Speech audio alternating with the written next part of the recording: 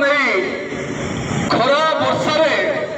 210 kilometre बाट पादरे चली चली ए यात्रा आपण पाखे पहुंची एवं जो संवेदनशील प्रसंग आम समस्त जीवन जीविका भविष्य सहित जोड़ी हो रही आम निज झील भौणी माँ भौणीर सुरक्षा सहित जोड़ी हो रही टिकक पूर्व सान भाई मनोहर अल्ली जे युव छात्र संगठन नेतृत्व नौकरी राज्य स्तर में से कहते ये जो कार्यक्रम चली स्पष्ट भाव में कहवाई चाहूँ से आसंता काली 18 तारीख भुवनेश्वर में जो समावेश आयोजन करा